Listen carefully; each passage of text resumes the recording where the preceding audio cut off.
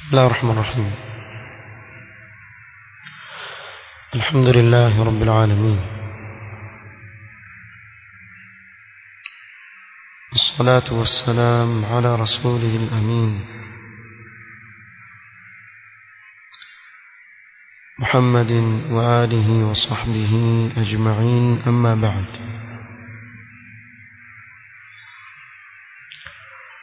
ikiwa leo ni tarehe 15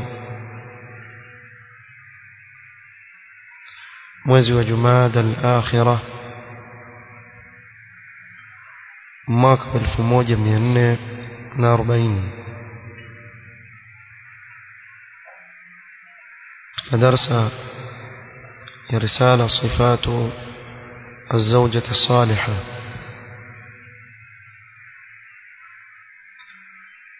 tulitaja huko nyuma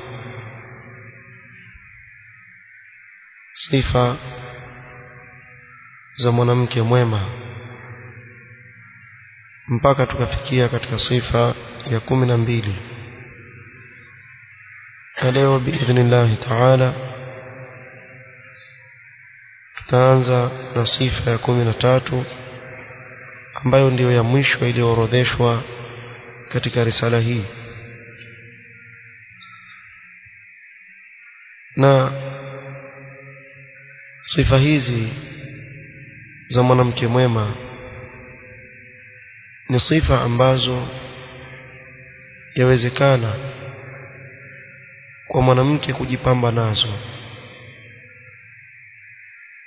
wala hazina uzito ndani yake kwa mwenye kumcha Allah subhanahu wa ta'ala.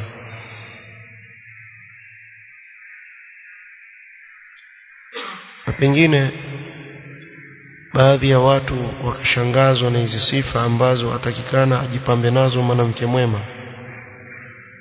na hii haikuwa ni sababu yoyote isipokuwa uharibifu ulioko katika mujtamaa wa baadhi ya watu, mpaka ukafanya kuwa hizi sifa nzuri ambazo dini ya Uislamu imemuhimiza mwanamke kujipamba nazo imekuwa leo ni udhalilifu kwa mwanamke, ni ujinga kwa wengine, wakajiona wamejishukisha hadhi yao kwa kujipamba na sifa nzuri kama hizi. Na hili ni kosa,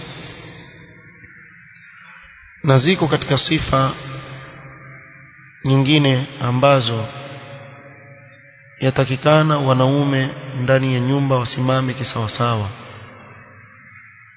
ili waweze wanawake kupambika na sifa kama hizi kwa msaada wa waume zao. Sababu wapo, kwa mfano sifa ya mwisho tuliyozungumzia ya wanawake kuvaa mavazi ambayo ni takriban wako uchi, na hili jambo latokea ukawaona wakienda maharusini wakiwa katika hali kama hizo. Sababu ukiitizama kuu katika jambo hili, na bila ya samahani, hakuna wanaume ndani ya nyumba. Kuna watu wanaoitwa madayuth ndio wamekaa ndani ya nyumba, hawawezi kuwaambia wanawake wao kuwa hili ni la sawa na hili si la sawa. Kwa hivyo hakusimama kama mwanamume ndani ya nyumba anavyotakikana kusimama, na hili lachangia pakubwa sana katika uharibifu ulioko katika mujtamaa. Yule mwanamke unayemwona nje anayetembea akiwa uchi, imma ni binti yake mtu ana baba, imma ni dada yake mtu ana kaka, imma ni mke wa mtu ana mume wake. Si mwanamke ambaye aishi bila yoyote katika wanaume. Lakini wanaume nyumbani hawajisimama kisawasawa kusimamia majumba yao na kuhakikisha kuwa watoto wao wa kike wamejipamba na sifa nzuri ambazo Uislamu umewaamrisha kujipamba nazo. Kwa hii ni tambii katika upande wetu sisi wanaume kusimama kisawasawa katika kuwasimamia wale walioko chini yetu katika wanawake.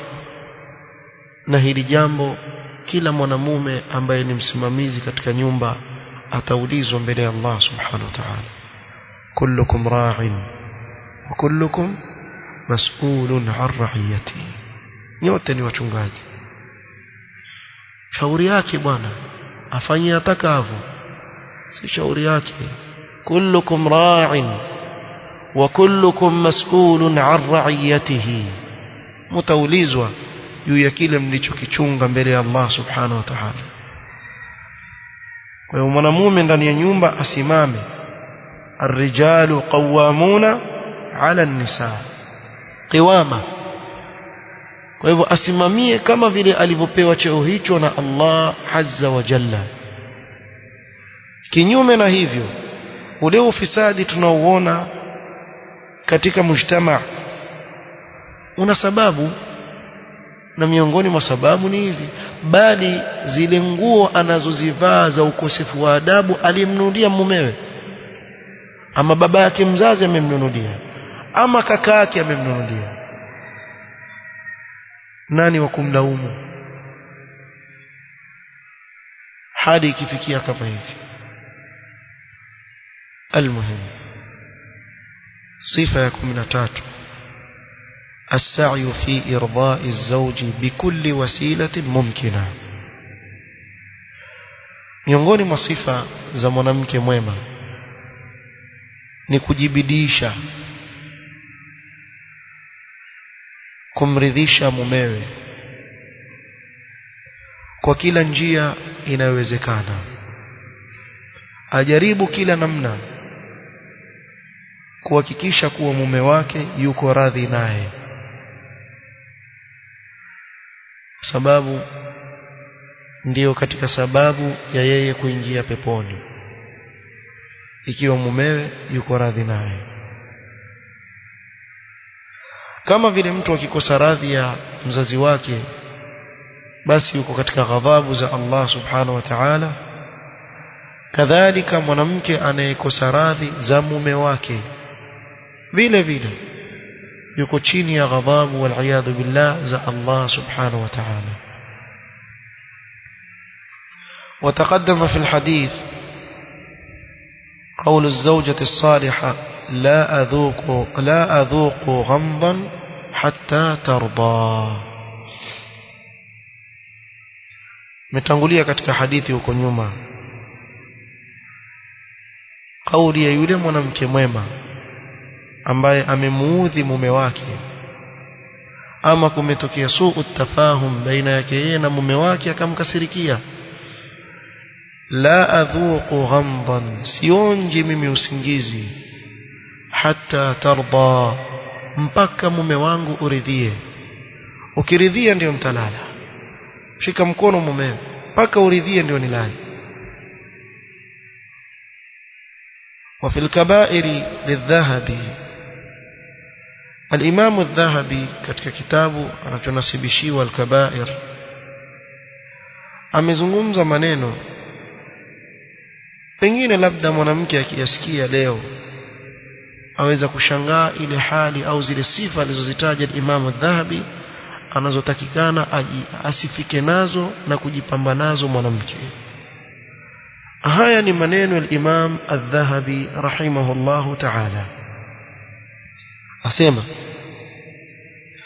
الواجب على المرأة أن تطلب رضا زوجها وتجتنب سخطه، ولا تتمنع منه متى أرادها. wajibu juu ya mwanamke ni kuomba na kutafuta radhi za mume wake na kujiepusha na kumkasirisha mume wake, wala asijizuie na kukataa wakati wowote ambao mumewe atamuhitaji, wakati wowote wa usiku au mchana. وينبغي للمرأة أن تعرف أنها كالمملوك للزوج na yampasa mwanamke afahamu kuwa yeye ni kama mfano wa aliyemilikiwa na mume wake. فلا تتصرف في نفسها ولا في ماله إلا بإذنه, asifanye chochote kwa nafsi yake wala kwa mali yake isipokuwa kwa idhni ya mumewe. Nataka kubadilisha rangi ya nywele zangu, badilisha rangi siku hizi. Tia rangi gani bwana? Rangi fulani, mimi sikuipenda hii. Wengine waweza kuruka, haifai kubadilisha rangi. Ni masuala mengine. Hii ni mambo ya mapambo ya wanawake, hukumu yake tofauti. Nataka kukata nywele zangu, muombe ruhusa nani? Mumewe. Si mume amekuja pale, mbona kuna jamaa ndani ya nyumba yangu nini? Kumbe mkeo huyo kanyoa boksi. So kunani mama? Imekwendaje?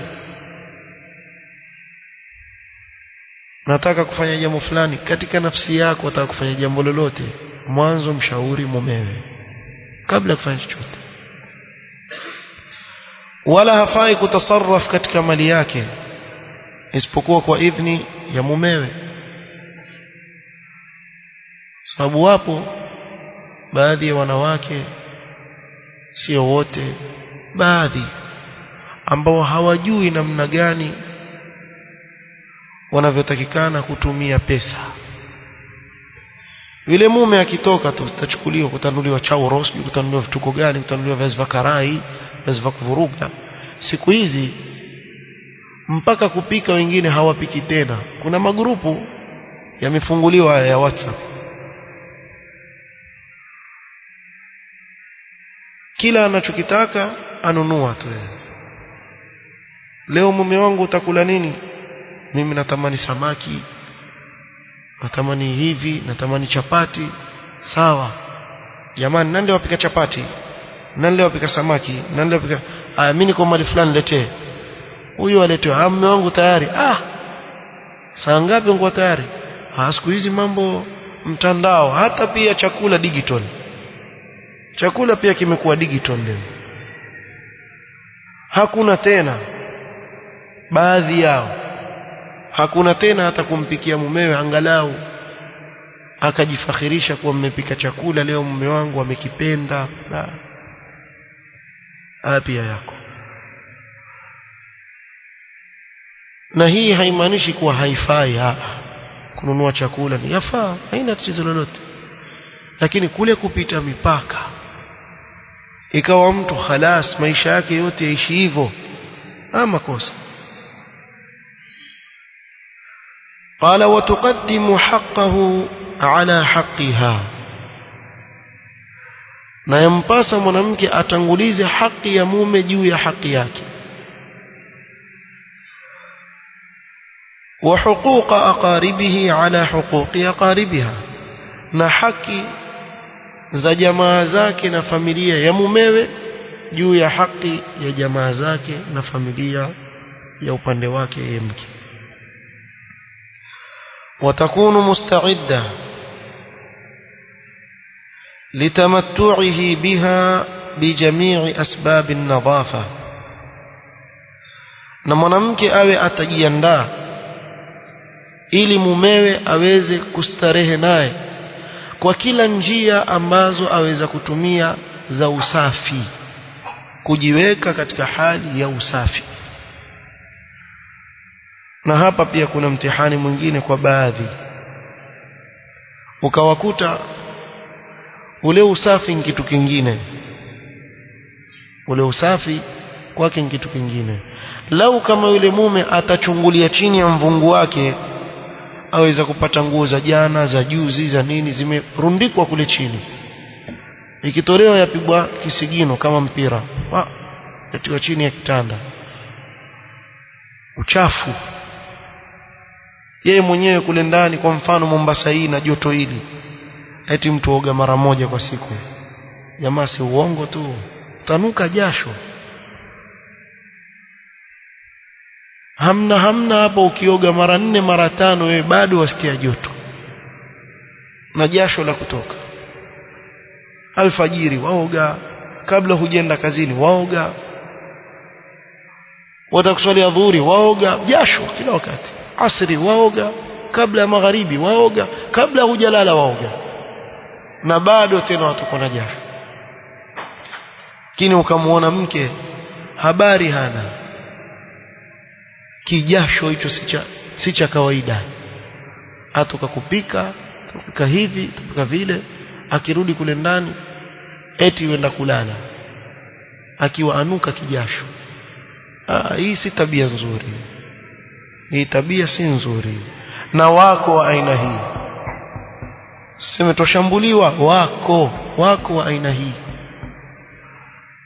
ambao hawajui kitu chaitwa usafi. Na wako wengine masha Allah, usafi wa ajabu. Ndani ya nyumba ukiingia, manukato, kumefukizwa. Kanzu yako mwenyewe mume wataka kuivaa Ijumaa kwa mfano, umefukiziwa, umewekewa manukato. Ukiingia watamani kukaa ndani ya nyumba. Na kwingine ukiingia tu mwanzo wawasha, kuna ile feni kama unayo ile wawasha ya kutoa harufu nje ile, mwanzo waanza na ile pa, mke wangu kuna hii switch waiona, kumbe ndo ashakwambia kuna harufu humu ya ajabu sana. Hapia wamo. Wala taftakhiru alayhi bijamaliha, wala sio sawa kwa mwanamke kujifakhirisha mbele ya mumewe kwa uzuri wake. Kwa waonaje mimi ni mzuri? Wewe wafikiria ungepata mwanamke kama mimi? Bahati yako tu wewe. Mimi sikufanana na wewe. Kama mimi ningelikuwa hivi, ningelikuwa vile na vile. Ajifakhirisha na ule uzuri wake. Usijifakhirishe mbele ya mumewe na uzuri ambao umepewa na Allah subhanahu wa ta'ala, ukawa utakuwa kama wamfanyia yani minna yule mume kuwa mimi nimekubali kuolewa na wewe, lakini kama wewe hustahiki kuoa mtu kama mimi. Wala tu'ibuhu biqubhin in kana fihi, wala asimtie dosari mumewe ikiwa kuna ubovu fulani. Mwangalie jito hilo, mwangalie mdomo huo, mwangalie sijui pua hiyo, mwanzo wewe mfupi, mwanzo wewe sijui uko vipi. Usimtie dosari, si tabia nzuri hii. Ndio mumewe hivi, huyo ndio mume wako, ufanye heshima naye. ويجب على المرأة أيضا دوام الحياء من زوجها. الإمام الذهبي يندلي kusema na ni wajib kwa mwanamke pia. Maneno si yangu, maneno al-Imam al-Dhahabi asema pia yampasa na ni wajib kwa mwanamke adumu kumuonea haya mume wake, adumu kumuonea haya mume wake. wa ghaddi tarafiha qudamahu, si kumwangalia na macho hivi ya kukodoa, awe atashukisha macho yake chini anapozungumza na mume wake. Wallahi mwanamke akipambika na sifa hizi atakuwa mwanamke wa ajabu sana, mwanamke wa ajabu sana. Huyu yuko kwenye qimma katika utiifu, yuko katika qimma katika kumtii Allah subhanahu wa ta'ala katika jambo hili. Wa ta'atu li amrihi, na kumtii mumewe katika amri yake. Wasukutu inda kalamihi, anapozungumza mumewe awe atanyamaza, si kunyoshana vidole tena kwenye kichwa, akisema nipe nikupe, na yeye pia iwatoa yake, akizungumza na yeye iwatoa yake. Wasukutu inda kalamihi, anapozungumza unyamaze, nyamaza msikilize. Walibtiadu an jamii ma yuskhituhu, na ajiepushe na yote yanayomkasirisha na kumghadhibisha mume wake. وترك الخيانة له في غيبته في فراشه وماله وبيته نكواcha khiana wakati mumewe hayupo katika tandiko lake asifanye uchafu nyuma ya mume wake wa malihi na mali yake pengine waume wengine huwaamini wake zao ikawa kile alichonacho akiweka ukamwona akivuta ndugu yangu maskini yapata tabu yule shika hizi azibandika ubavuni shika hizi ajua yule hajui hisabu mume atokwa na jasho enda mbio akija kiketi hivi mbona sifiki ufiki kumbe gunia la vuja mwenzako huku huvuta bila ruhusa akatoa na haya pia yafanyika katika mujtama ukamwona mwanamke daima atoboa gunia la mumewe avuta tu bila ruhusa amfanyia khiana na kuna wengine watu wa ajabu sana pengine kaka yake mvutaji bangi sallallahu yahdi na wao ama mlaji wa madude ya mara ghafla ameshikwa sasa mamake yule mke amfuata vipi ndugu yako wajua nshikwa apata taabu tafanya nini ngoja mama avuruta kwa mumewe kule shika nenda kamtoe namna hii yafanyika pia huu mujtamaa wetu una mambo mengi ya ajabu kwa hivyo asimfanyie khiana katika nafsi yake na mali wewe ukivuta mali ya mumewe bila ruhusa mwivi wewe mke mwivi wewe maadamu kila kitu akupa na umetosheka na kila unachokihitajia kwa nini uchukue katika mali yake bila ya ruhusa kuna wengine baadhi yao ni maadui wa maendeleo katika nyumba mume ajiona haendelei kumbe mwenzake avuruta tu hawa pia wako na kama wewe ni mmoja wao jiepushe na tabia hiyo mbovu waacha tabia hiyo ya kuvuruta tabia mbovu isipokuwa ikiwa mume hakupi kinachokutosheleza bil ma'ruf si unavyotaka wewe kila harusi nataka nguo chakula pia iwa kupunja badala ya kilo moja wewe na watoto wako apika robo kilo sasa hapo sheria imekuruhusu kuchukua kiasi ambacho kitakutosheleza wewe na watoto wako khudhi ma yakfiki wa waladiki bil ma'ruf sikuvuruta kufanya ndiyo mfereji ukawa wamtia hasara mumewe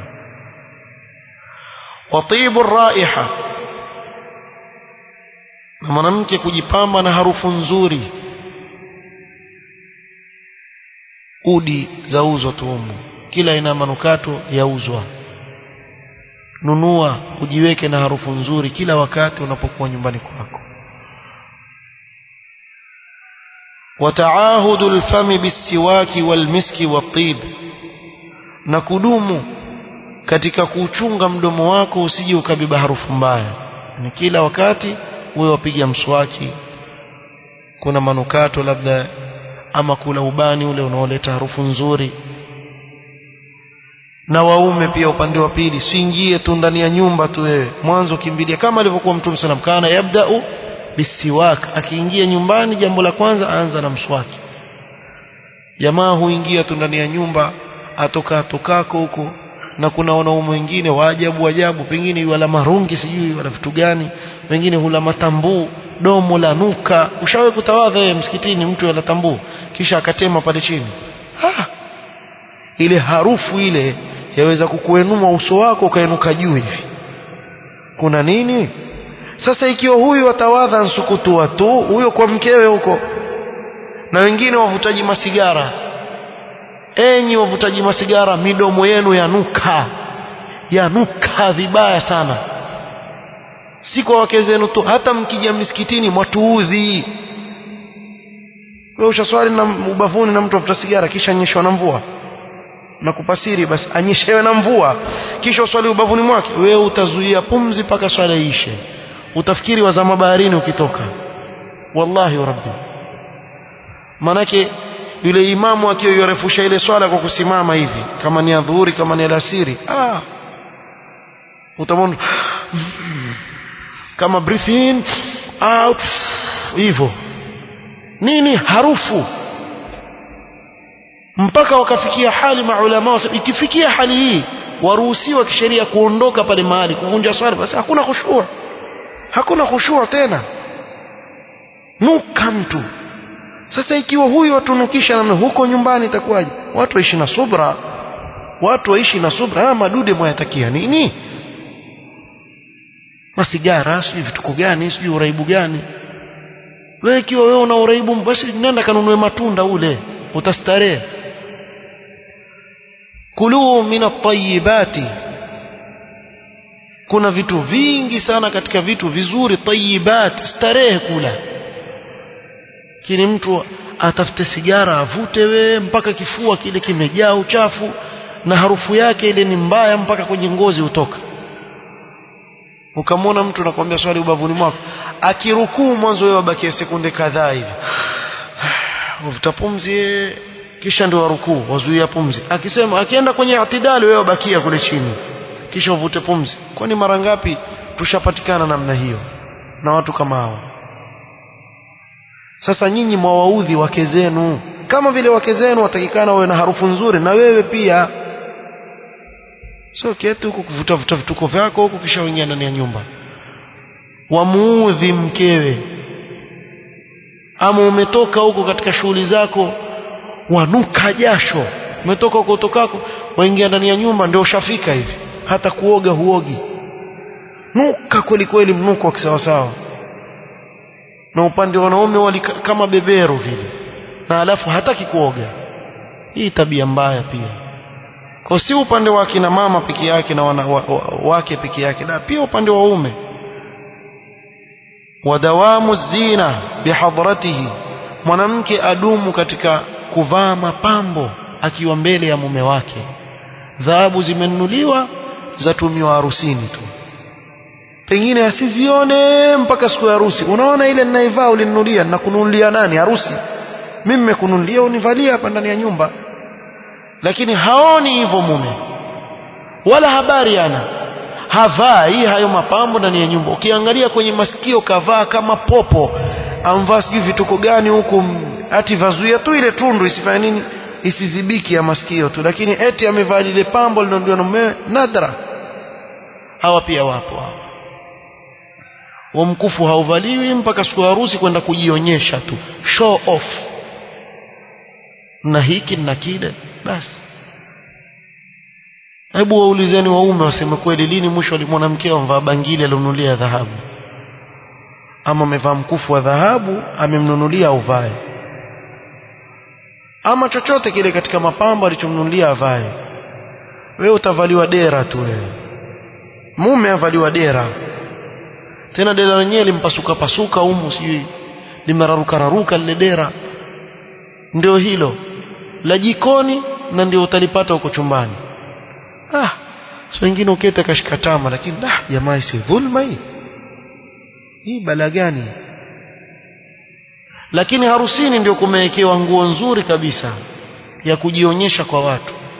Jipambe mbele ya mume wako, vaa mapambo yako mbele ya mume wako.